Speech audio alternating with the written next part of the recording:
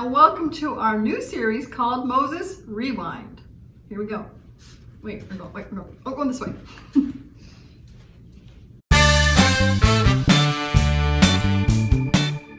Okay, we've got a would you rather question. It's a silly one, but most would you rather questions are, would you rather control the weather or would you rather control ants?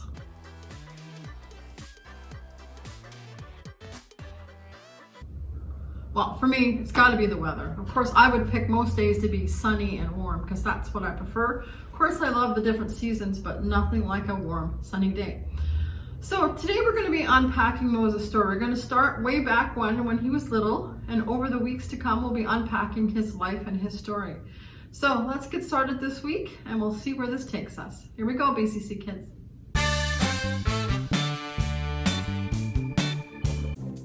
Stories of the Bible. Baby Moses. This is Moses. Hey-o. Moses was a descendant of Joseph's brother Levi. Hey. Joseph and his brothers had many children and grandchildren who lived happily in Egypt. Eventually, a new pharaoh came to power who knew nothing of Joseph or what he had done. This pharaoh feared the Israelites because there was a great number of them living in Egypt, so he wanted to put a stop to their prosperity. Pharaoh made the Israelites slaves. He made them work long, hard hours building up Egyptian cities. But his plan didn't work, and the Israelites grew more in number and in strength. Eek. So Pharaoh made a rule that no Israelite boy would be allowed to live in Egypt. This is where Moses' story begins. You see, when Moses was born, his mother saw that he was a special baby, and she kept him hidden for 3 months.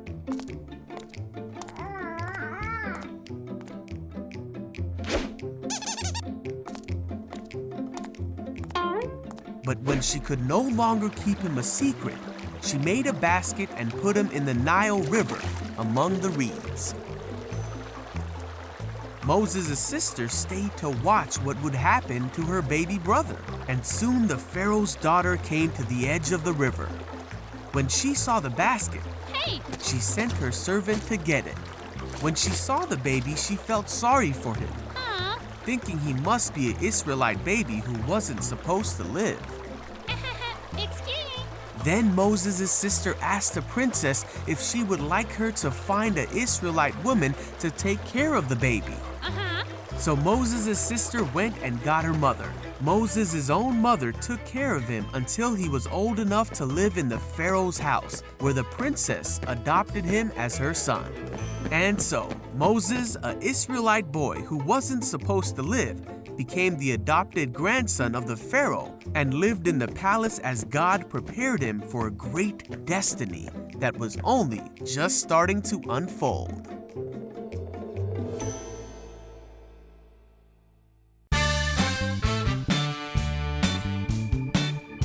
What's up, everybody? My name is Caroline, and this is Rewind.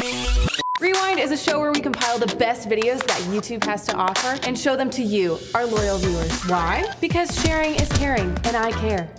Oh, I care. So let's get started.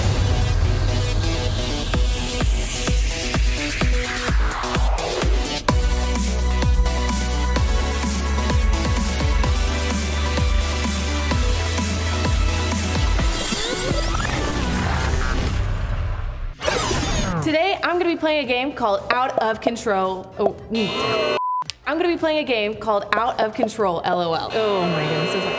I'm going to be playing a game called Out of Control, LOL.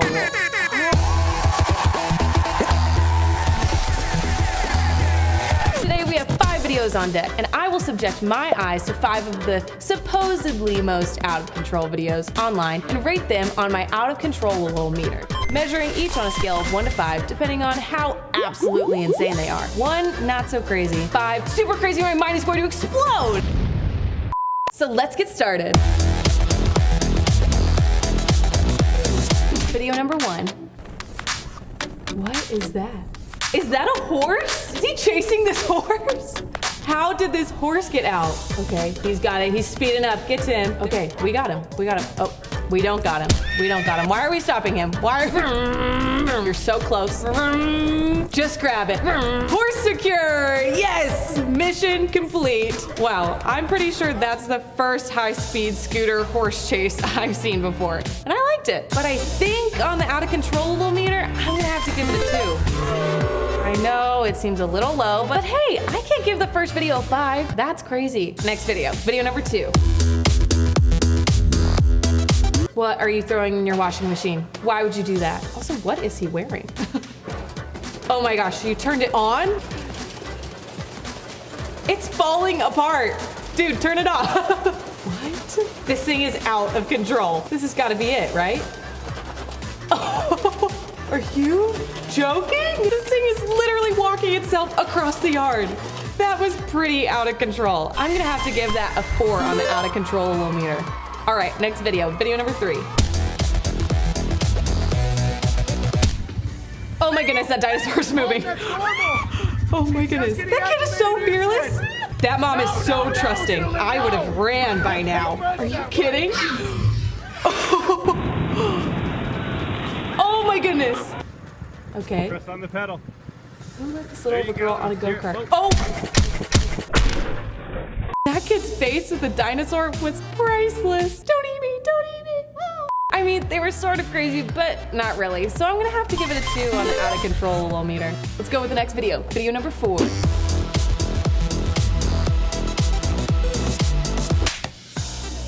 Oh my goodness. Whoa, whoa, whoa, whoa, whoa!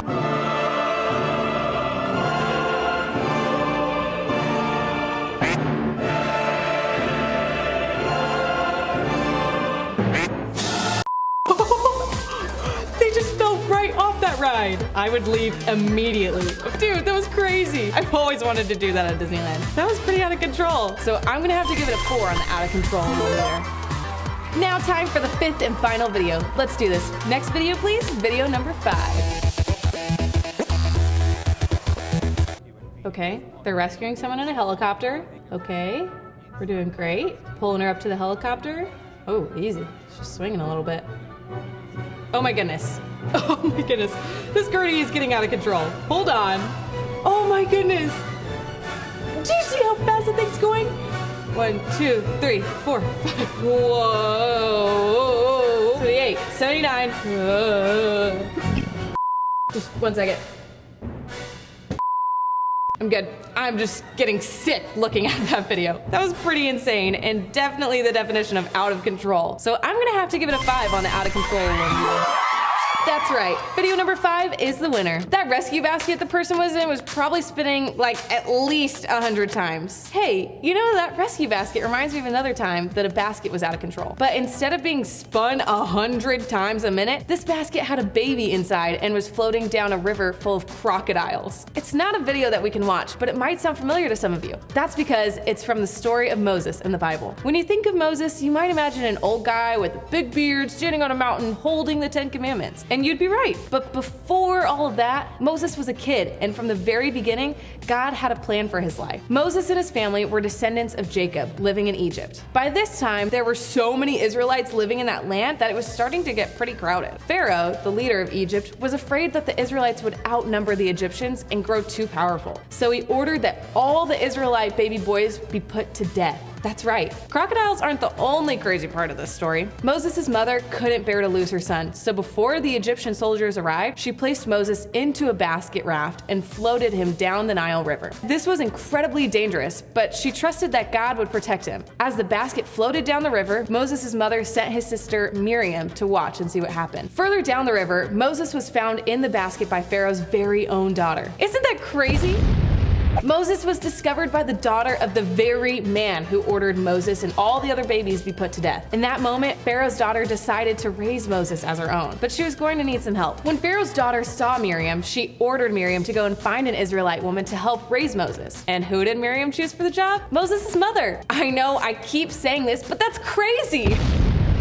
From the very start of his life, Moses' journey was shaped by trusting God. His story shows us that life can get pretty unpredictable, but no matter how out of control life might seem, God still has a plan. Sometimes life's craziness can be pretty funny, but other times, some of life's turns can be pretty scary. For some of us, it might mean moving to a new part of the country or a family member getting sick. For others, it might be an argument between parents or losing a friendship. No matter what the uncertainties, they can make us feel like we're losing control. But that helplessness is the perfect reminder that we need to rely on God. He is the opposite of out of control. We see Moses' mother trusted God. Rather than give in to her fear, she decided to trust God with the life of her son. And we see how God rewarded her trust by protecting Moses when he was a child. Not only did God protect Moses, but also worked it out so his mother would remain a part of his life.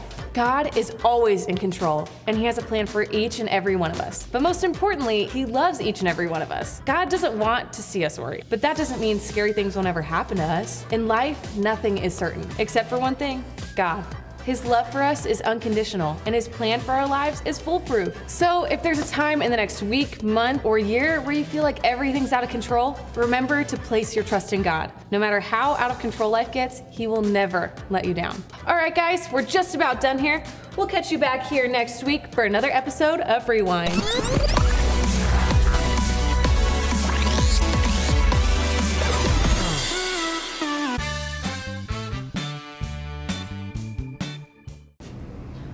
Test your knowledge on superheroes.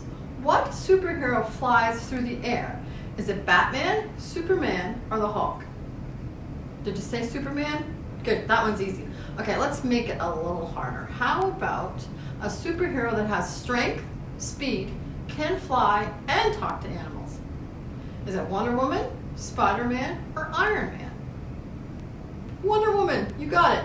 Okay, now who has the spirit of power, love, and self-control? It's you. We all do. Now, of course, superheroes aren't real, but you know what? We can be fearless, brave, and strong. I know troubles will come. God said that they would, but God can give us strength. We need to remind ourselves to stand firm in our faith. We can pray like this: Lord, I'm scared about, and fill in whatever that problem is, like I don't want to move to a new place, or my siblings are bothering me, or this math test tomorrow is really bothering me. It's going to be so hard. Or maybe this bully just won't leave me alone. But then you can say in your prayer, but Lord, you have not given me a spirit of fear, but rather you have given me love, power, and self-discipline. Please help me in this. I encourage you to pray those kind of prayers. And you know what? God has given us all special gifts too, or maybe special powers, if you will, to help others. Maybe you're gifted in serving or encouraging or teaching. You can use those gifts to help those who are facing fear. Now let's listen to a song that we did last week to help us remember this verse.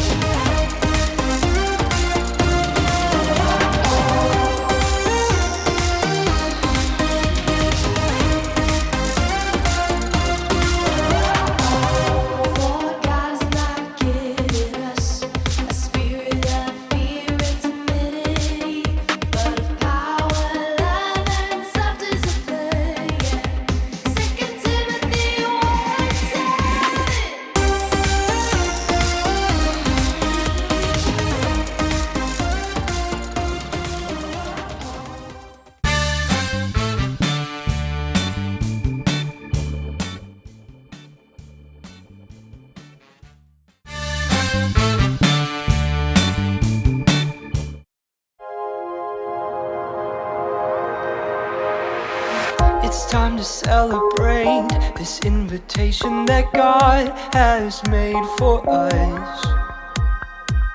There we are as children, and with our bodies we praise for all He's done.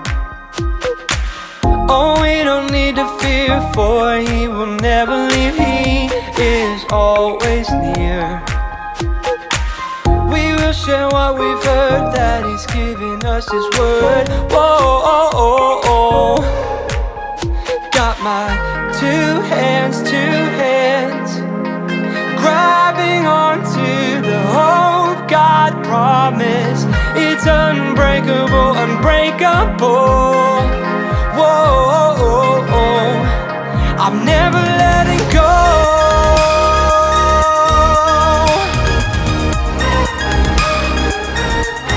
I'm never letting go.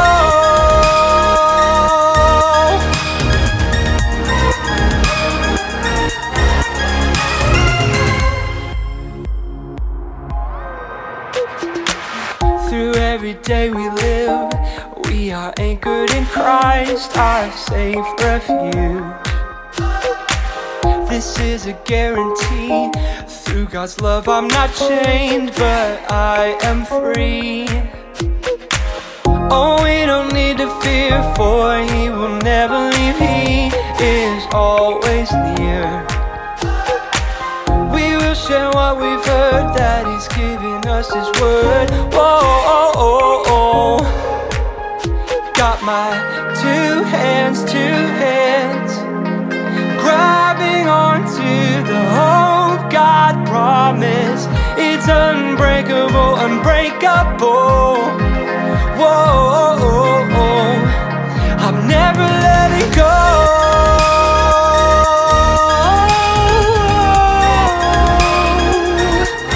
I'm never letting go.